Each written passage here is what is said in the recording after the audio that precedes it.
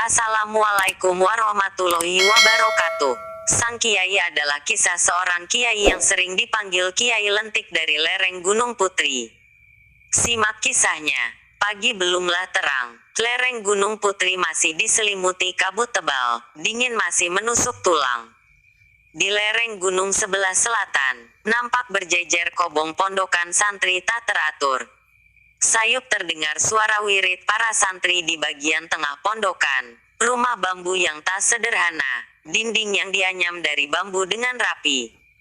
Juga alas hamparan dari bambu yang dipukul hingga pecah, kemudian dihamparkan dengan rapi, sehingga kalau diinjak kaki akan terdengar bunyi derit bambu yang khas. Nampak para santri yang jumlahnya 15 orang duduk melingkar khusyuk dalam wiridnya. Sang kiai yang juga ada dalam lingkaran juga duduk bersila. Orang tak akan menyangka mana kiai mana murid. Sebab semua sama, hanya ketika sang kiai mengangkat tangannya dan wirid semuanya berhenti. Kemudian sang kiai menyuruh wirid yang lain, santri pun melanjutkan. Orang tak akan menyangka yang disebut kiai ini seorang remaja, kira-kira umurnya 12 tahun. Kulitnya putih bersih, dengan wajah biasa, namun memancarkan wibawa yang tiada taranya. Presiden sekalipun akan dibuat tunduk bila berdiri di hadapannya. Di sebelah rumah sang kiai ada rumah bambu lagi yang lumayan besar. Dindingnya dari kerai, yaitu bambu yang disisik halus kecil-kecil kemudian disusun rapi dengan tambang, sehingga bisa dibuka tutup dengan digulung. Dalamnya juga beralaskan bambu seperti di rumah kiai. Nampak banyak orang lelaki tiduran dengan nyenyak. Mereka ada sekitar 20 orang, kesemuanya lelaki. Karena tempat para tamu perempuan ada tempatnya sendiri. Para tamu ini bukanlah orang yang biasa-biasa. Seperti Pak Udin, yang seorang tentara yang punya kedudukan di Angkatan Udara. Pak Yusuf yang seorang jaksa dari Jakarta. Juga ada para pemilik perusahaan raksasa di Indonesia. Ada lagi yang aku tidak tahu, kata temanku, 2 orang menteri, seorang duta besar, juga ada artis, tukang cukur rambut, tukang es keliling dan lain-lain. Semua tidur sama kedudukannya. Siapakah sebenarnya sang kiai? Aku pun tak tahu pasti. Yang ku tahu lelaki muda usia itu, sering dipanggil Kiai Lentik dari ayahnya nasabnya sampai Sunan Gunung Jati. Dari ibunya sampai ke Raja Pajajaran, Prabu Siliwangi. Kiai yang tuturnya lembut berkasih sayang kepada siapa saja. Pagi itu seperti biasa, Mbok Titing, janda tua penjual sarapan pagi nasi uduk lewat di depan rumah Kiai. Umur tua dan tubuh yang mulai bongkok ditambah rinjing di punggungnya yang penuh dengan nasi uduk bungkus diikat dengan selendang. Tangan kanannya menjinjing tas kerawangan berisi lauk pauk. Seperti biasa pula, nenek tua itu berhenti di depan pintu Kiai sambil menawarkan dagangannya. Sekalipun dia tahu bahwa Kiai Lentik tiap hari puasa, nenek itu hanya menunggu Kiai menjawab teriakannya menawarkan dagangannya. Meser Kiai. Ndak boga duit mbok. Dan cuma itu jawaban Kiai. Sudah membuat girang bukan main. Dan segera berlalu. Tersenyum bahagia dan tak sampai setengah jam dagangannya sudah habis ludes dibeli orang. Nenek itu sangat murung apabila dia menawarkan dagangannya di depan pintu Kiai. Tapi Kiai ternyata pergi. Itu baginya berarti perjuangan seharian menawarkan dagangan. Dan itu pun belum tentu habis. Itulah tiap pagi yang terjadi di Pondok Pacung, lereng Gunung Putri. Masih banyak kejadian yang kadang tak masuk di akal di balik kesederhanaan sang kiai.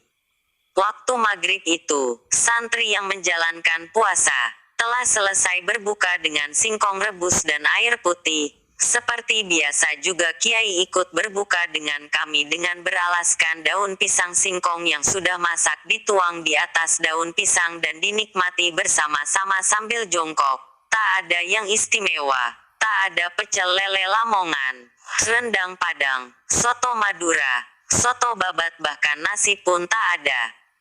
Tapi tak pernah kami peduli, itu hanya makan. Lebih baik makan apa adanya tapi untuk beribadah, daripada makan yang enak-enak ujung-ujungnya untuk berbuat maksiat. Setelah makan kami mengelilingi toples yang berisi tembakau. Itu barang berharga kami. Tembakau oleh-oleh dari Lukman yang pulang dari ngejalani ngedan. Kami semua mengalami, yaitu pergi tanpa bekal, menyerahkan diri di kehendak Allah. Pakaian compang camping, sambil terus di hati mengingat Allah. Berjalan kemanapun kaki melangkah, tanpa tujuan kecuali Allah. Kalau lapar tak boleh meminta pada siapapun kecuali Allah. Kadang mencari makan dari mengorek sampah, tidur kadang di hutan, sawah juga kuburan.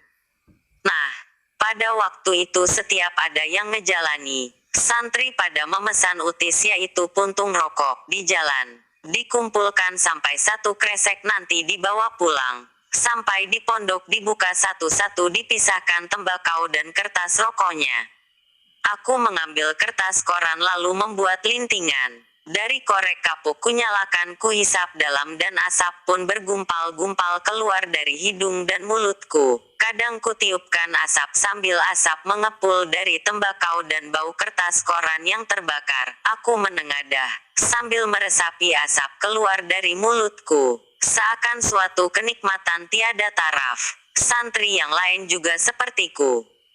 Saat aku menengadahkan wajah entah untuk yang keberapa kali, kulihat melayang bayangan hitam di antara pohon kelapa yang banyak bertebaran. Aku kaget sekali. Jelas bayangan itu manusia yang melayang tak terlalu cepat. Karena saat petang maka bayangan itu kelihatan hitam. Bayangan itu melintasi pohon jengkol di dekat dapur sebelah kanan rumah Kiai, lalu melayang dengan indah turun di depan rumah Kiai. Kami segera memburu ke arah orang itu, yang sejak tadi kami ribut menebak-nebak apa sebenarnya. Deg-degan kami menghampiri. Ternyata bayangan yang terbang itu seorang wanita tua. Rambutnya semua memutih. Dia terbang menggunakan sajadah. Jelas bahwa ilmu meringankan tubuhnya teramat tinggi. Yang mungkin kalau sekarang kami tidak melihat dengan mata kepala kami sendiri, tentu kami akan menyangka ilmu seperti itu hanya ada di cerita silat, atau film di televisi, arahan imajinasi. Kami semua melongo melihat perempuan itu melipat sajadah yang tadi digunakan untuk terbang. Aku teringat kisah Aladin. Tapi ini nyata. Perempuan tua tinggi kurus, berpakaian putih kusam ringkas membentak. Di mana Kiai Lentik? Aku ingin mengadu ilmu. Nyai siapa? Kataku menguasai keterkejutan. Ah, mana Kiai Lentik? Hai Kiai, keluar, katanya, karena menantang-nantang dan sama sekali tak memperdulikan kata-kataku. Aku pun segera bergegas menghadap Kiai, yang aku yakini tengah berada di musola menunggu sholat berjamaah. Aku khawatir perempuan tua itu ilmunya teramat tinggi. Bagaimana nanti Kiai menghadapinya? Setahuku Kiai tak punya ilmu kanuragan. Juga tak pernah mengajarkan kanuragan.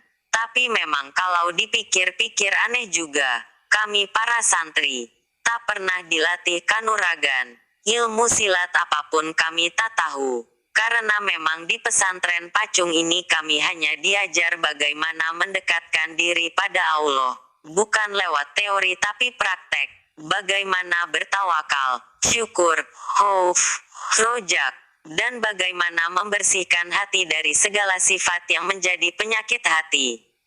Tapi para penduduk sekitar juga para tamu yang datang selalu berkeyakinan kalau pesantren ini adalah pesantren kanuragan, yang muridnya sakti-sakti kebal senjata, bisa terbang dan cerita-cerita yang dilebih-lebihkan. Aku masih takut bagaimana jadinya kalau Kiai bertarung dengan nenek sakti ini.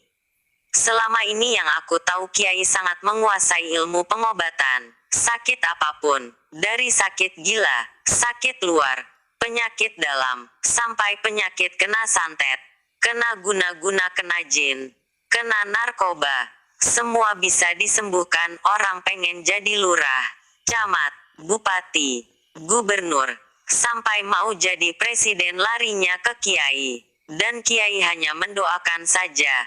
Tapi kalau ilmu kanuragan, aji kesaktian, aku tak tahu. Aku jadi ingat ada seorang tentara mau dikirim menjadi pasukan.